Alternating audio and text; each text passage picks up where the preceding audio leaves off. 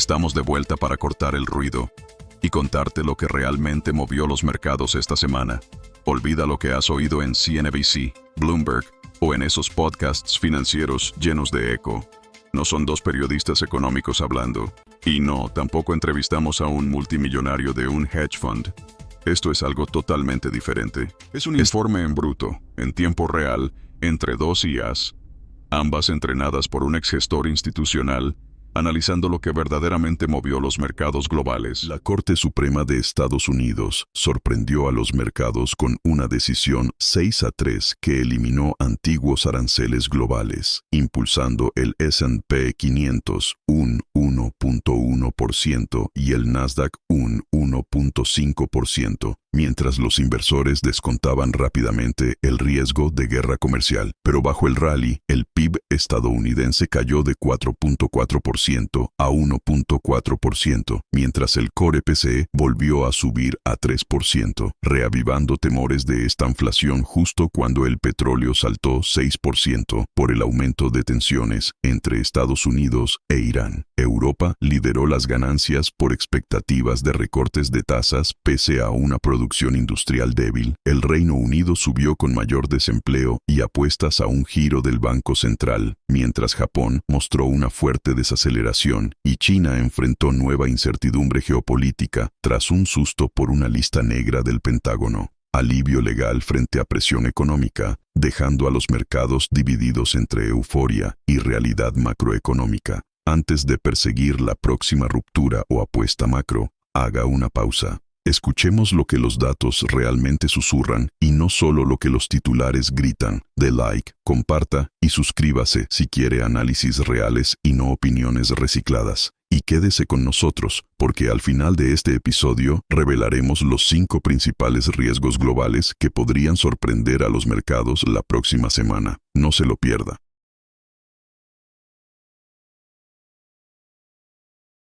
Bienvenidos a un nuevo análisis a fondo. Arrancamos con toda la energía hoy. Hola, ¿qué tal? Con muchas ganas de entrar en materia, la verdad.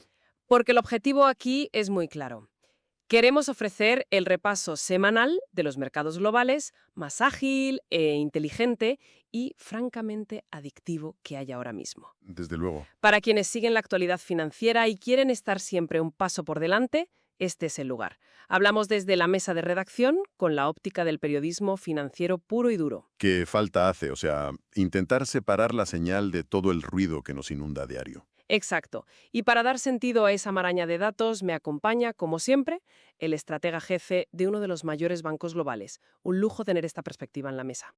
Bueno, el lujo es completamente mío. Ha sido una de esas semanas que te obligan a tirar a la papelera un par de modelos predictivos y mirar las pantallas de cerca. Ya te digo. Hay mucho ruido mediático, claro, pero también señales clarísimas de hacia dónde va el capital si sabemos rascar un poco. Y vaya si hay que rascar hoy.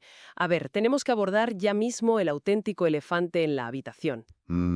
Sí, la noticia de la semana. La que ha acaparado las portadas y ha sacudido el parqué. Hablamos del histórico fallo de la Corte Suprema de los Estados Unidos. ¿6-3? Exacto. Con una votación de 6-3, el tribunal ha anulado los aranceles globales masivos de la administración Trump. Y, bueno, vaya por delante una aclaración fundamental para nuestra audiencia. Muy importante esto. Este es un fallo estrictamente fundamentado en los límites del Poder Ejecutivo. A nivel técnico y legal, la Corte ha determinado que la Administración excedió su autoridad al imponer estos gravámenes de forma tan generalizada. Así es. Aquí no estamos para debatir, si la política original era acertada o no.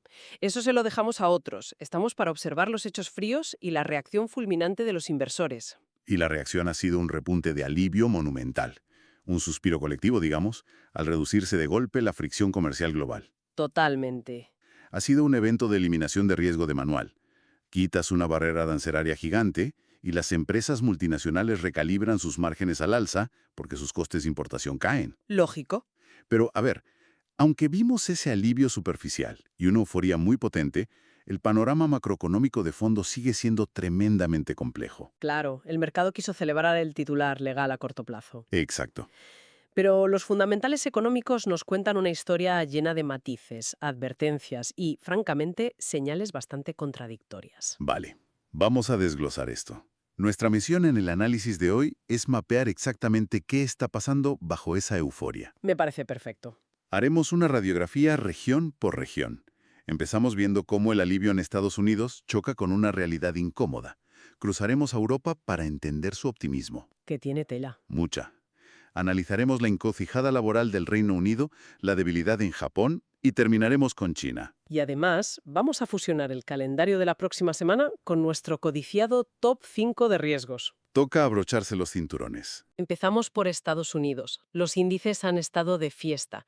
El S&P 500 sumó un 1,1%, el Dow Jones un 0,3% y el Nasdaq avanzó un 1,5%. Rompiendo por fin esa racha de 5 semanas de caídas. Sí. Pero a la vez, ojo, el petróleo WTI dio un salto del 6%, Madre mía.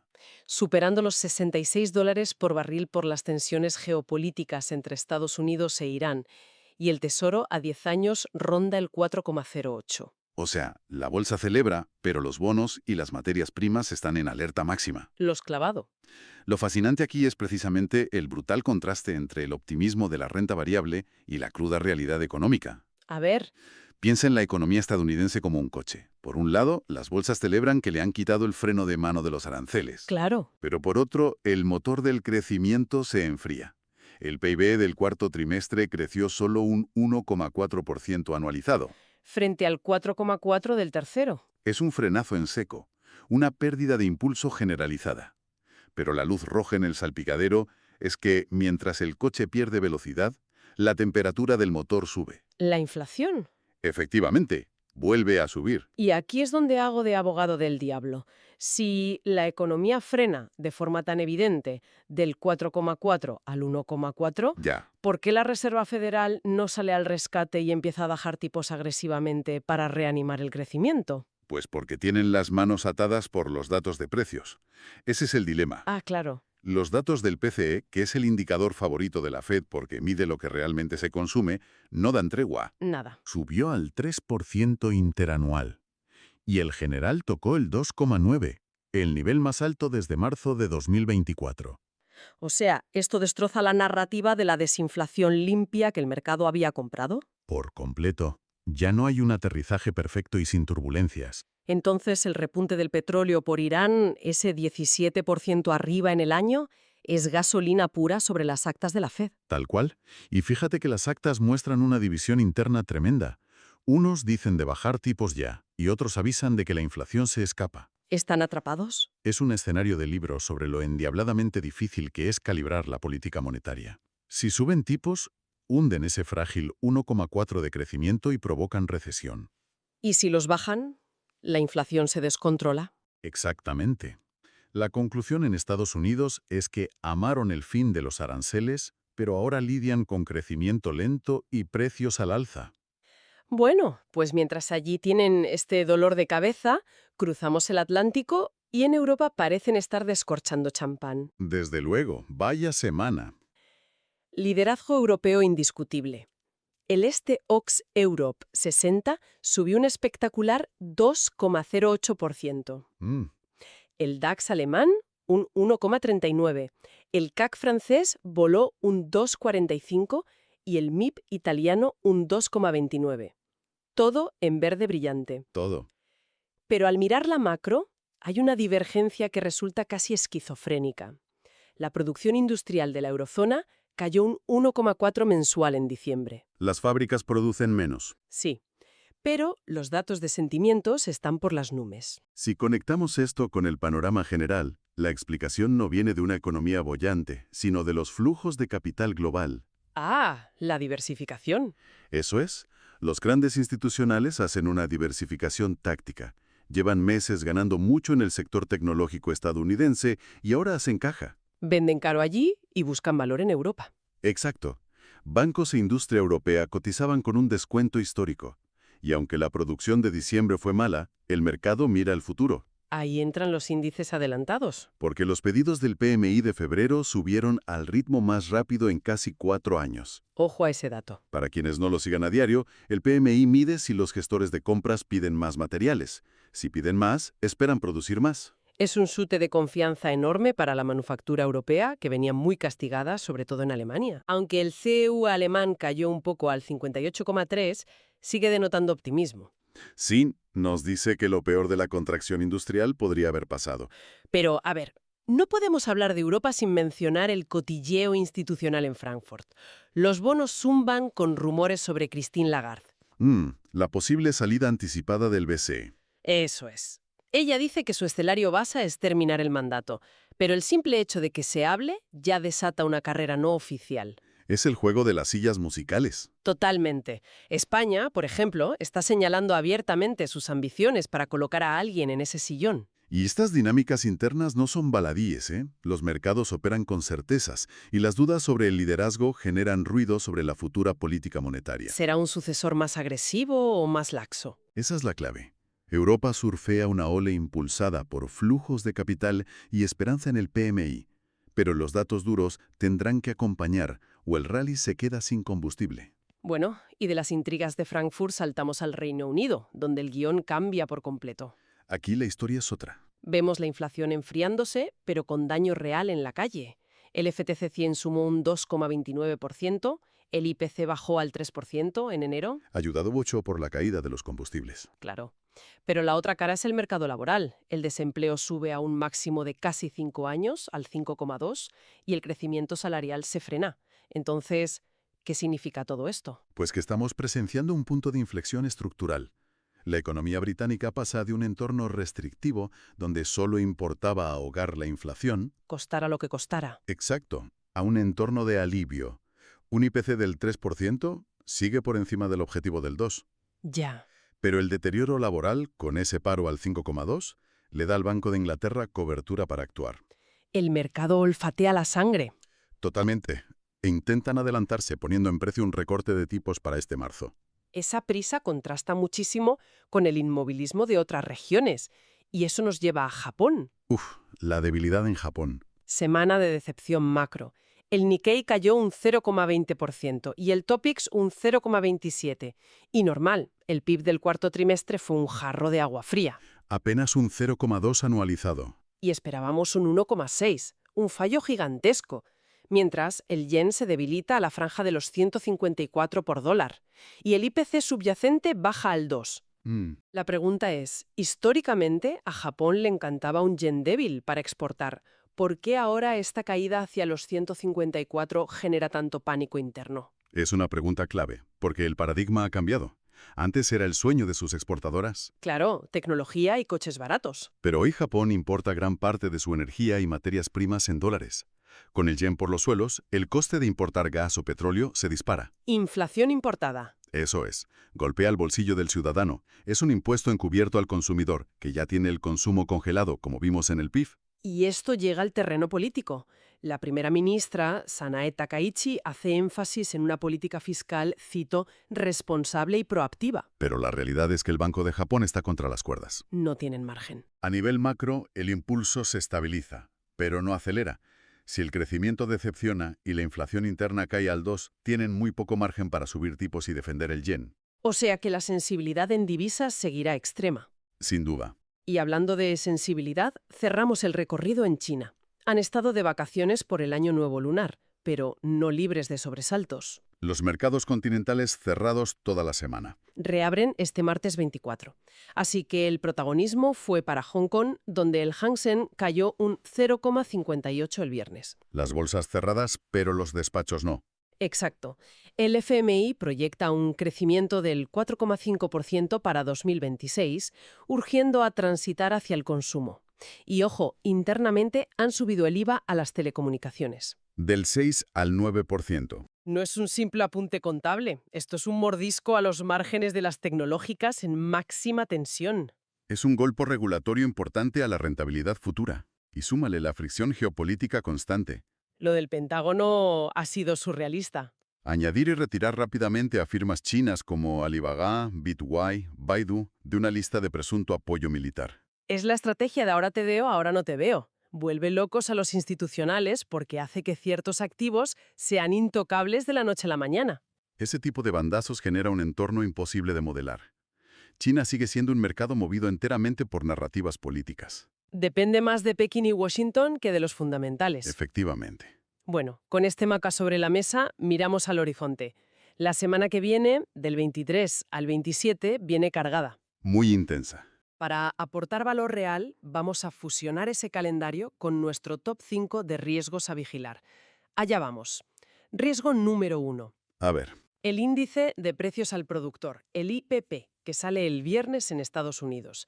Tras el susto de la inflación al consumidor, el mercado está en vilo. y con razón. El IPP mide la inflación mayorista, lo que pagan las fábricas. Si sale alto, confirma que la presión viene desde la base El riesgo es que dispare los rendimientos de los bonos. y endurezca las condiciones financieras abruptamente. Riesgo número 2. La confianza del consumidor en Estados Unidos el martes. Con el PIB frenando, el ciudadano de a pie es el último pilar. Así es, una caída fuerte alimentaría el miedo a perder el aterrizaje suave. Riesgo número 3. El sector inmobiliario estadounidense. El martes el Case-Shiller de precios y el viernes el gasto en construcción. ¿Por qué es tan crítico ahora? Porque es la zona cero de la política monetaria. Los tipos altos muerden aquí primero. Señales de debilidad prolongada podrían contagiar al sector bancario rápidamente. Anotado. Pasamos a Europa.